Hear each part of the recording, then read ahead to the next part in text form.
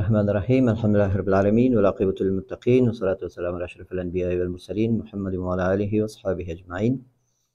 محترم ورونو او خویندو، زه احمد بشیر لقمانی د خوبونو تعبیر په سلسله کې ستاسو خدمت کې حاضر یم.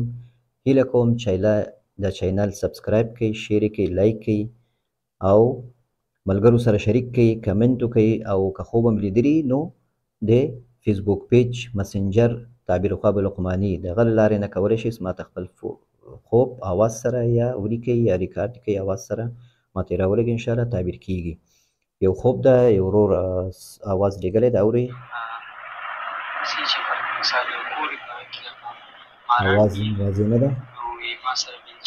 ماران یې د سره بیلچۍ،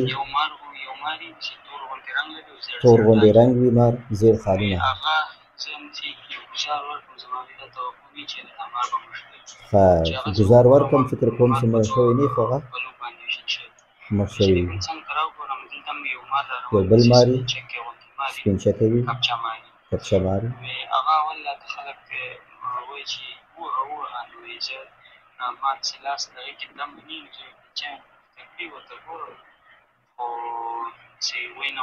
ښه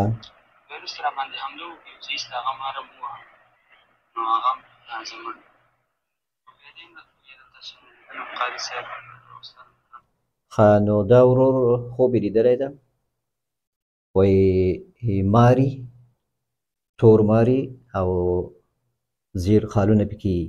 دا زیړ رنګ په مار کې اکثر دا په مرض باندې تعبیر کېږي. زیړ رنګ په مار کې په سپي کې د کوم شیانو څخه خطرې وي په خوب کې دا په مرض باندې تعبیر کېږي، یو تکلیف باندې یو مرض باندې تعبیر کېږي.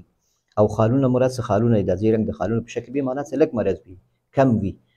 نو دا ته مړ کوې، یعنې ته وار پرې کوې، فکر کوې چې کیدای شي مړ شوی نه وي خو مړ کېږي. یعنې ستاسو کوم مشکلات دي، که مرض وي، تکلیف وي، نو هغه انشاءالله ته څه اراده وکړې هغه مشکلات حل کېږي. دومره غټه خبره نه ده، مشکلات حل کېږي او الله نه خیر وغواړه، انشاءالله مشکلات دې حل کېږي. او بیا ووایاست یو بل مار هم وي هلته او هغه ته ورته پرې وار ونه کړې، سپین ښکاري او بیا خلک وایي چې وهی وهی، بیا ته وار پرې کوې او هغه هم ختموې. نو معنا ده ستا په مخ کې څه مشکلات وي، انشاءالله مشکلات حل کېږي. او د نیکو مشورو ته اهمیت ورکړه، څوک تا ته نیکې مشورې درکوي او خپل چې څومره ستا همت وي هغه همت په کار واچوه، انشاءالله ستاسو څومره مشکلات وي دا حل کېږي. والله تعالی اعلم.